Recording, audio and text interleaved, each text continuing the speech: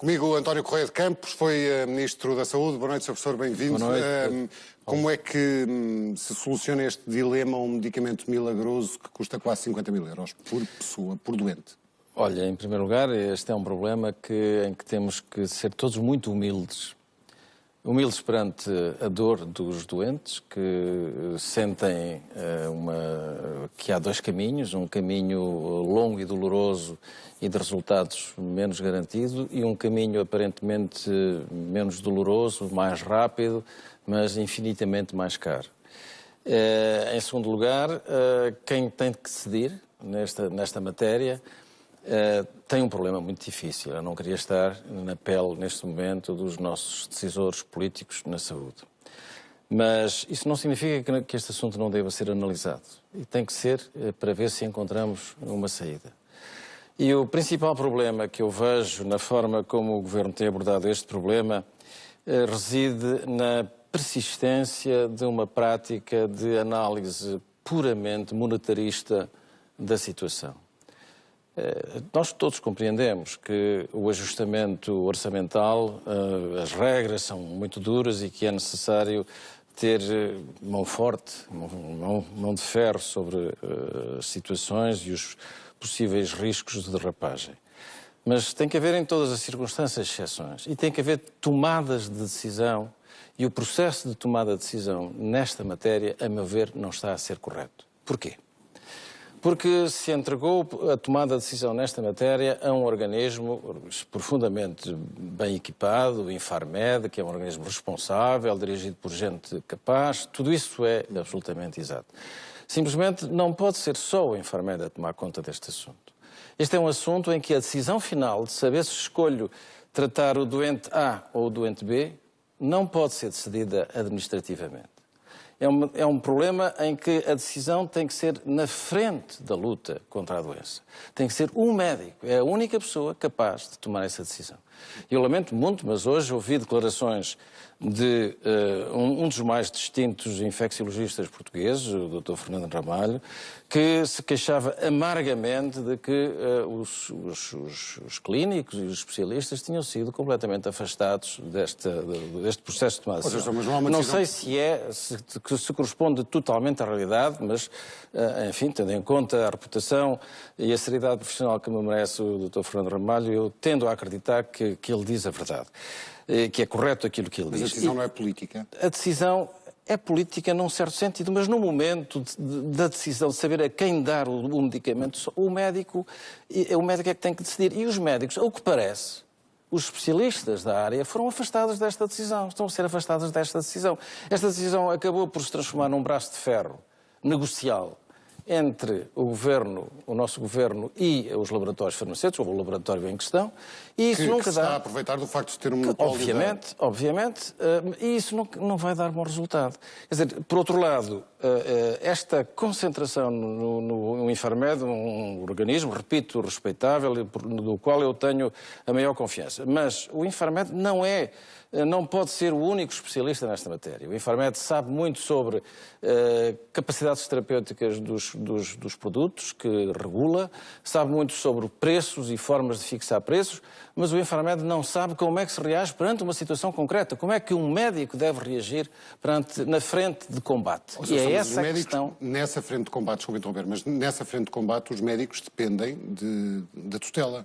Sim. Os médicos não podem atribuir uma determinada terapêutica sem terem acesso a ela. Sim, com certeza. Mas portanto, o que está a acontecer, segundo o que entendo dos noticiários, é que a decisão sobre a aprovação está pendente de uma negociação que está a fazer demorar as questões, todas as situações. E, portanto, há aqui, naturalmente, que há pressões sobre a opinião pública, que há pressões sobre os pacientes, que há pressões dos pacientes sobre a opinião pública e sobre os políticos. Mas, repito, o assunto tem que ser conduzido comparando custos e benefícios da terapêutica. Porque isto que se está a passar com este medicamento vai-se passar no futuro com muitos mais medicamentos. E mas essa a questão do critério... é muito delicada, Sr. Professor, é muito delicada, mas custos não... e benefícios envolvem o valor de uma vida mas não humana. é o Ministro que deve decidir essa questão. Nem é o presidente do Infarmed que deve decidir essas questões. Devem, quando muito, fixar normas, mas a decisão de saber onde ocupar os recursos escassos, porque não tenhamos dúvidas, os medicamentos serão sempre escassos, os recursos serão sempre escassos. Saber se aplica ao doente A, ou ao doente B, ou ao doente C, e qual a ordem de intervenção, se começamos pelo C ou vamos pelo A. Esse critério é um critério profundamente clínico e não podemos estar administrativamente a entrar nessa área, porque é uma área movediça e extremamente perigosa. Só o clínico é que está em situação de, tendo os recursos que tem à sua disposição, saber o que é que deve fazer. Mas o medicamento não está à disposição dos clínicos. Não está, mas deve estar. Que também, vamos ser realistas. 55 milhões de euros para tratar 130 doentes também não é nada que o Serviço Nacional de Saúde não possa comportar. Desculpe. Não sei de onde é que veio o número de 130, não sei se é arbitrário ou não é, mas deve ser, calculo que seja baseado nas estatísticas de morbilidade que existam, há registros dos pacientes e, portanto, seja um número fiável. Também não me parece que isso seja, digamos assim, uma situação impossível de aguentar, não é? E cedendo assim à chantagem, passa a expressão do tal laboratório farmacêutico? Não, quer dizer, pois os senhores, todo o mundo tem cedências a chantagens em todas as circunstâncias. Não sou eu que recomendo que se ceda mais a esta chantagem. Agora, o que eu recomendo é que o assunto seja analisado por todos os prismas, mas sobretudo não afastando os clínicos. Isto a mim parece-me uma situação inaceitável. Se é realmente assim, como diz o Dr. Fernando Ramalho, que não houve nenhuma audição da parte clínica neste processo, eu penso que isso é um erro gravíssimo. E, por outro lado, também acho que o Governo fez mal, o Ministério está a fazer mal. Tenho ouvido dizer, não sei se é verdade, mas parece que sim, que o Ministério vai criar a tal unidade de avaliação prévia dos medicamentos instalada no Infarmed. Ora bem, isto é um erro. E não podíamos ter um exemplo mais prático para demonstrar que isto é um erro. Porque em todos os outros países isto foi feito com agências, sob a forma de agências independentes, onde há certamente economistas, e eu trabalhei muito em economia da saúde, onde há certamente economistas, onde há certamente gestores, e os economistas não são quem dita a lei. Quem dita a lei são os políticos, com certeza. Mas quem aplica a lei no terreno, na frente de batalha, são os clínicos. Isso é essencial, estar esta gente toda reunida. Refazendo a pergunta que fiz há bocado, se tivesse saído um caso destes quando era ministro, o Sr. Professor não teria dúvidas sobre o que fazer, ceder à tal chantagem? Olha, surgiu-me um caso semelhante, mas muitíssimo menos grave. Muitíssimo menos grave que esse. Foi uma questão de uma vacina contra uma doença que afeta a primeira infância e uma vacina que, ao que parece, teria efeitos muito positivos. Simplesmente a vacina era cara e houve exatamente o mesmo tipo de chantagem da indústria, com a cumplicidade de algumas outras pessoas, no sentido de forçar uma aprovação imediata da vacina. E eu ouvi todas as opiniões, ouvi especialistas de virologia, ouvi clínicos e ouvi economistas, naturalmente, e não era possível, naquele momento, fazer um estudo de custo-benefício. E, portanto, acabei por decidir... Bom, o problema... não tive que tomar uma decisão imediata, porque tive sorte, porque o surto passou. Mas desencadeei um mecanismo que permitia fazer um estudo de custo-benefício dessa vacina. E chegou-se à conclusão, ao contrário até daquilo que eu pensava, que a vacina era custo-efetiva. E, portanto, a vacina hoje faz parte do nosso calendário vacinal. Bom, é evidente que aqui não havia pessoas em risco de vida, havia apenas uma hipótese de melhorar as situações futuras e de prevenir infecções futuras devidas àquela doença e, portanto, a situação é minimamente, é muito diferente desta. Esta é uma situação, a forma como eu resolveria esta situação era imediatamente, e aliás parece que o Ministro Paulo Macedo se comprometeu hoje a fazer isso, empenhar-se pessoalmente, até se comprometeu a empenhar-se pessoalmente na resolução do problema, começar imediatamente a reunir os especialistas. Quer dizer, não pode ser só uma instância negocial forte e competente como é o Infarmed, não podem ser só eles a decidir esta matéria, tem que ser toda a gente. E também os representantes das associações dos doentes, porque eu também posso admitir que a indústria ajuda as associações a sobreviver, mas não acredito que haja, digamos assim, que seja essa a razão que leva as associações a serem vocais como hoje foram e estão no seu seu total e pleno direito de o Também ser. se fala muito, né, em demoras, em atrasos, na burocracia que leva à atribuição deste medicamento. O ministro Paulo Macedo tem que esclarecer rapidamente estas demoras, como exigiu ainda hoje o Bloco de Esquerda. Com certeza, tem que exigir, mas é possível... É um ministro mais enfraquecido hoje? É evidente, quer dizer, esta visibilidade, alta visibilidade das últimas semanas na comunicação social não me parece que reforcem ninguém, não é? Quer dizer, é uma tensão permanente e levam a pessoa também a uma situação, a um estado psicológico muito difícil. Eu estava a pensar enfraquecido politicamente no seio do governo. Isso não sei. É evidente que eu direi que o governo fica enfraquecido politicamente. Na pessoa do Ministro da Saúde tenho mais dúvidas, mas o governo está politicamente enfraquecido porque todos sabemos qual é a razão desta situação. A razão desta situação a dramática redução de despesa pública votada à saúde. Não sei se sabe que os portugueses não sabem certamente. As famílias em 2010 pagavam apenas financiavam apenas um quarto da totalidade dos gastos da saúde, gastos totais, públicos e privados. Hoje este ano, no ano 2013, passámos de 25% para 32%. É quase um terço. Quer dizer, o que as famílias pagam na saúde dos portugueses. E o Estado baixou a sua importância, a sua responsabilidade, de 72% para 68%. Outros números extremamente importantes, o PIB entre 2010 e 2013, o PIB nominal, isto é, sem deflação nem inflação, baixou 4,8%. Mas a parte pública da despesa em saúde, nesse mesmo período, baixou 18%. E a parte privada apenas 1,6%. Quer dizer, a parte privada baixou menos que o PIB total, mas a saúde baixou 4 vezes mais depressa do que o PIB. Isso significa que houve uma deliberada intenção de reduzir a despesa com a saúde. E isto paga-se. Nós, neste momento, estamos a pagar isso.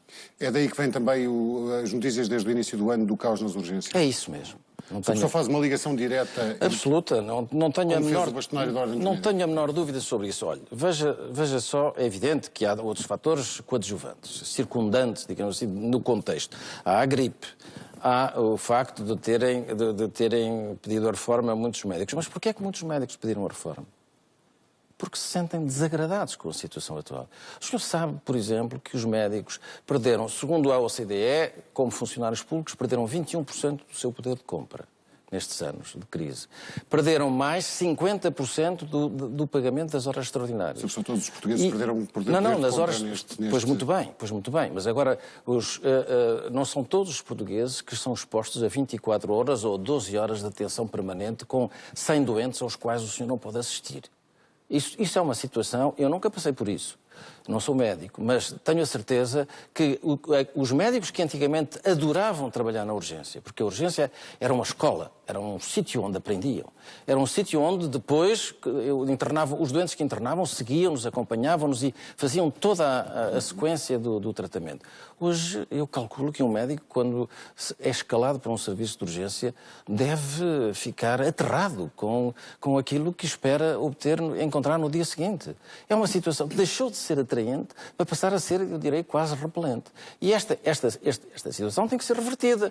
Esta situação existe porque apertámos demais no controle, no aperto da despesa. Professor, mas isto não é sazonal, ou seja, não é todos os anos que se junta um surto de gripe com o frio, o que encaminha as pessoas e que os portugueses vão demais aos serviços de urgência.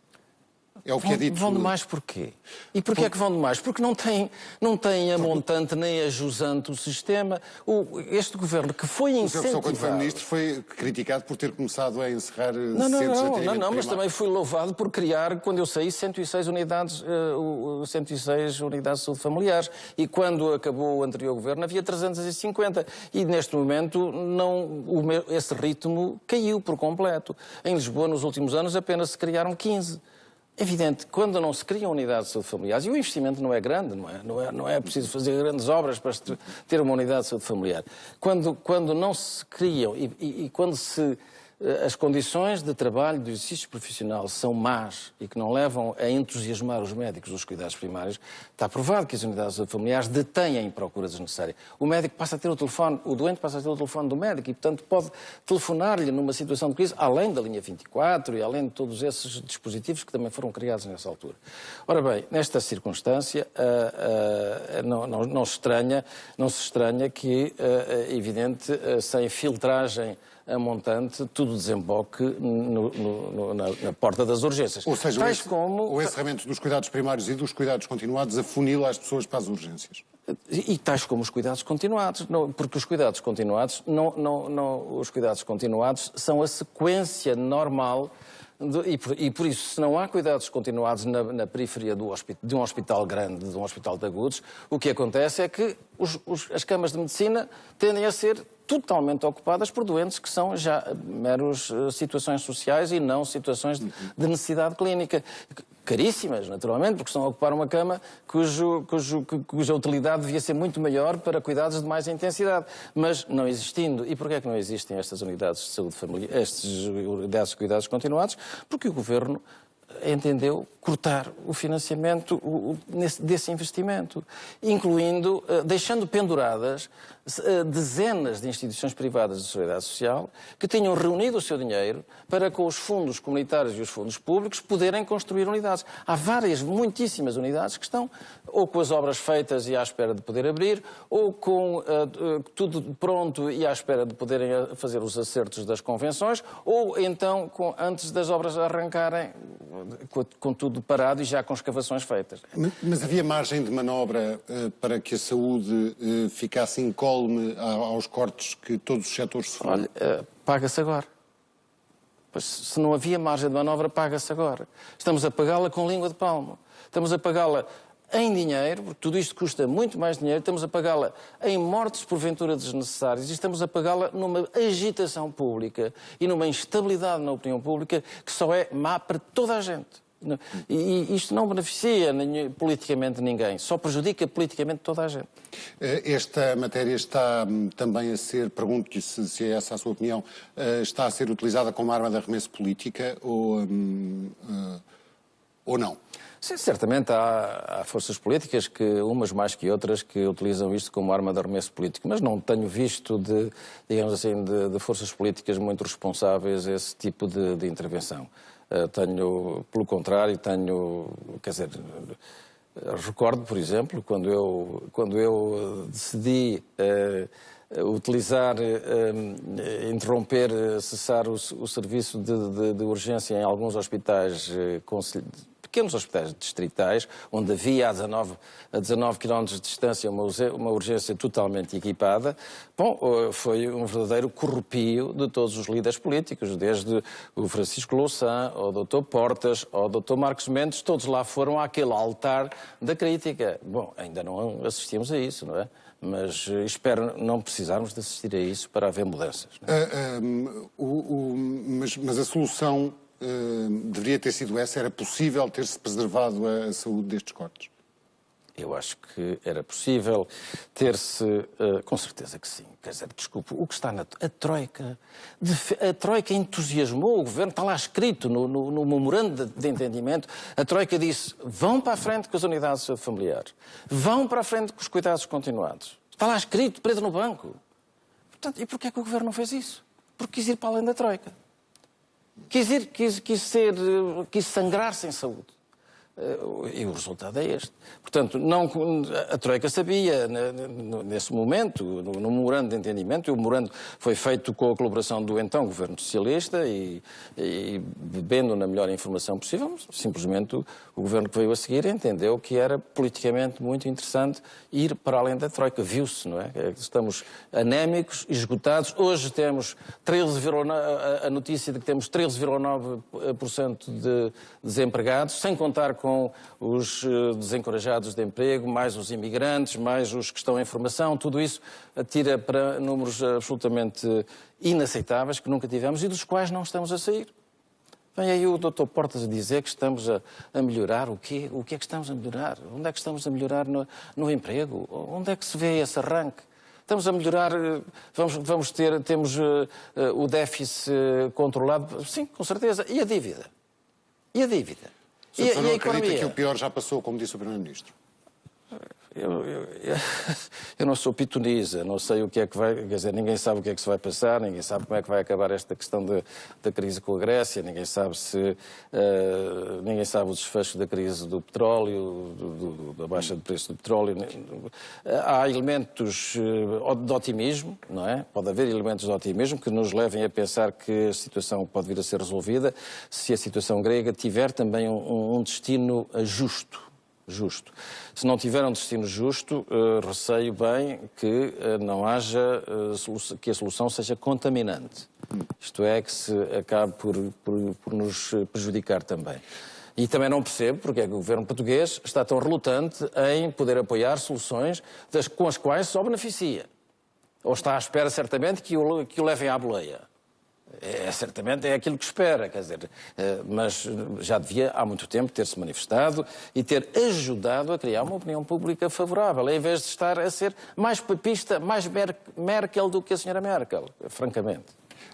Queria voltar um bocadinho atrás, Sr. Professor, mas na sequência desta crise nas urgências, o Governo anunciou a contratação de mais médicos, de mais de 2.000 enfermeiros, anunciou a possibilidade de contratação de médicos reformados. São remendos? Olha, sabe o que é que diz o povo nessas circunstâncias? Cavalo morto, cevado ao rabo. Sim. Cavalo morto, cevado ao rabo. Casa roubada, trancas na porta. Quer dizer, então agora a melhor solução é, agora que tudo está a arrebentar pelas costuras, então agora vamos recrutar médicos à pressão, à força. Nós nunca devíamos ter deixado de degradar as urgências ao ponto de termos necessidade de ter médicos tarefeiros nelas. Os médicos tarefeiros estão desligados do hospital onde se faz urgência. São médicos que em que se lhes compra a hora de trabalho, ou o período de 12 horas de trabalho. E portanto, são certamente ótimos profissionais. Mas não estão integrados nem numa equipe, nem estão integrados num hospital, nem conhecem, nem podem fazer a sequência dos doentes que são internados. E digo-lhe mais, esta crise que temos aqui assim no mundo hospitalar só não é mais grave por um fator, porque nós temos profissionais muito bem treinados, profissionais com alto sentido ético, alto sentido do dever. O senhor já pensou, ponha-se na pele de um destes médicos que acaba de fazer hoje, por exemplo, uma urgência destas, onde o senhor não tem descanso possível e sai dali com uma sensação de frustração de ter apenas dado assistência a 1/5 daquilo que era necessário, e o senhor ter a noção de que dentro de 4 dias ou dentro de uma semana tem que ser chamado de novo para o mesmo hospital nas mesmas circunstâncias. Isto eu não sei, eu nunca passei por uma situação destas, mas isto é uma situação quase de guerra, quase militar, em que as pessoas são chamadas a prestar uma atividade dramática. E se não fosse o alto sentido ético, e repito, a excelente formação, em primeiro lugar, que nós temos nos nossos médicos e nos nossos enfermeiros, nos nossos técnicos superiores de saúde e outros.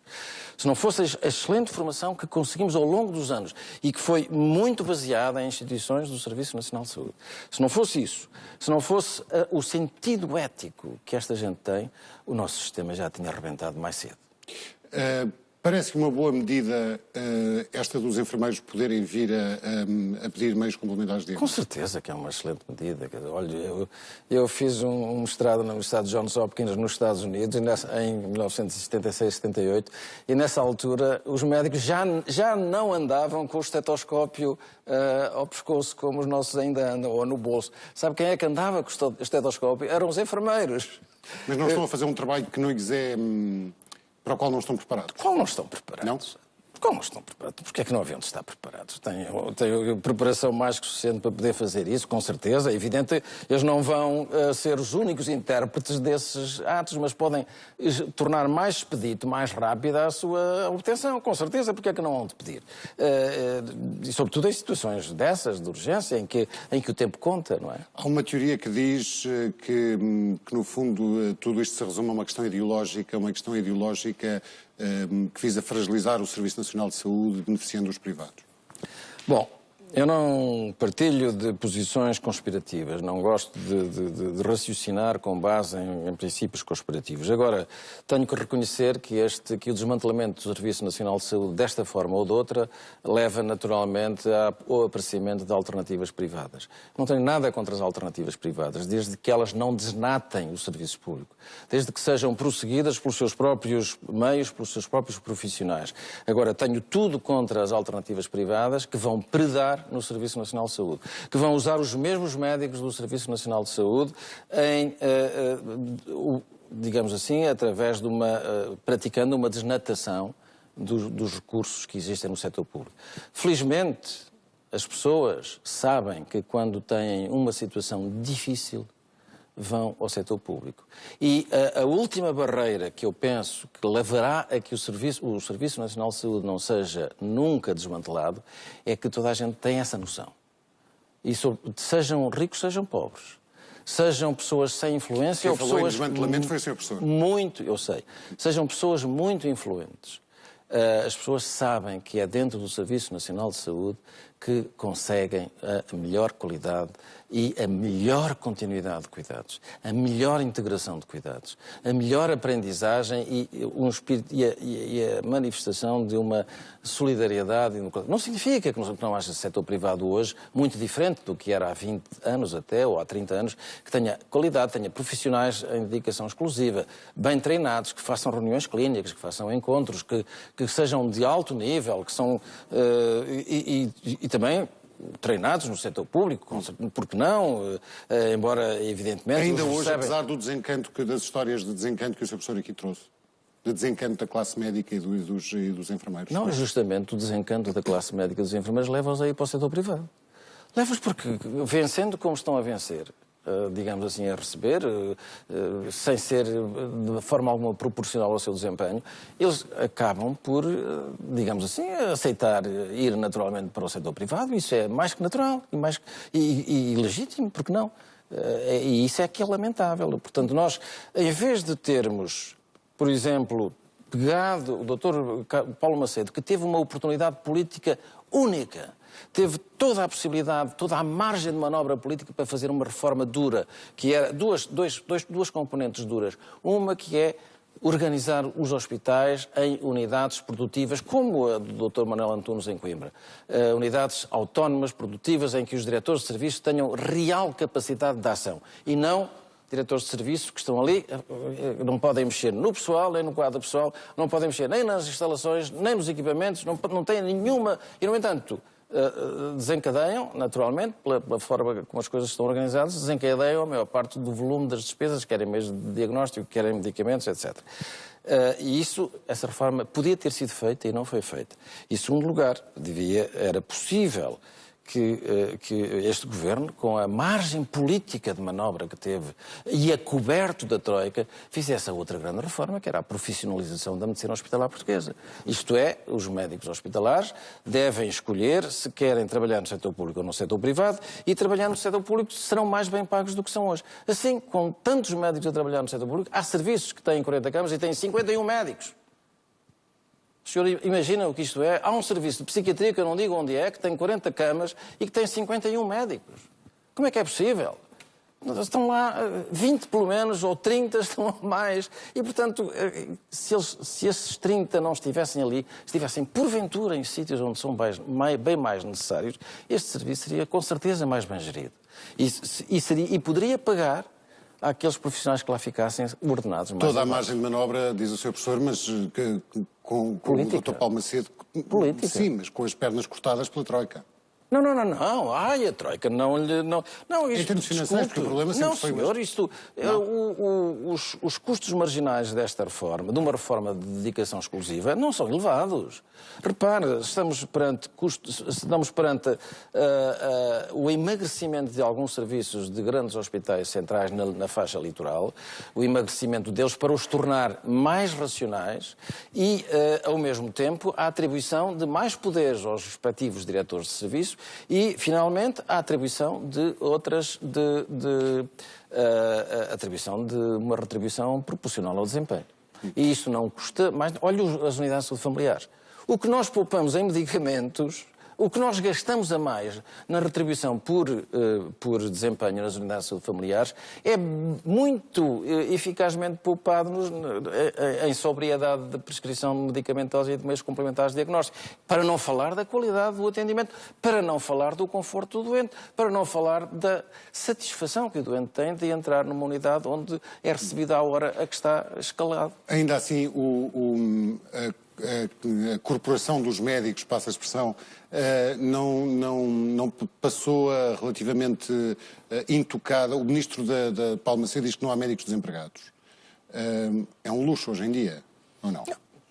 Porquê é que será um luxo se são necessários? Porque o desemprego atinge toda a gente, como Está bem, mas não vejo que devêssemos torturar os médicos com o desemprego apenas para criar situações de justiça relativa. Quer dizer, não me parece isso lógico. Os médicos são todos necessários, os que temos são todos necessários. E até faltam muitos, como se vê na organização das escalas. O que faz falta é, certamente, uma reorganização desse pessoal. Há muitos médicos que estão a fazer número em alguns hospitais e que poderiam desempenhar um excelente papel no centro de saúde da área da atração do hospital. Portanto, o problema é também da organização, do seu ponto de vista. É também da organização. E outra peça organizativa que não foi feita nestes 4 anos e que podia ter sido feita e devia ter sido feita e não custa tanto dinheiro como isso e temos recursos humanos para o fazer e tecnológicos, é o sistema de informação. O sistema de informação precisa urgentemente ser modernizado. Isto é o sistema que permite a comunicação e transporte de informação entre hospitais e centros de saúde, que hoje continua a ser claudicante. E é como os sítios da justiça, talvez pior até. Só não rebenta porque não é muito usado, não é? Quer dizer, as pessoas fazem o transporte de dados à mão ou sem o utilizar, porque ele é extremamente demorado. Nós temos competência no nosso país, mais que capaz, para poder fazer esse tipo de trabalho. Com a situação na saúde como está, o Sr. Professor acha que seria motivo para o Ministro pôr lugar à disposição? Olha, como a situação de saúde como está, a razão é para o Sr. Ministro exigir dinheiro ao Governo. Exigir mais recursos ao Governo e fazer as reformas que ele devia ter feito, estas que eu acabei de apresentar.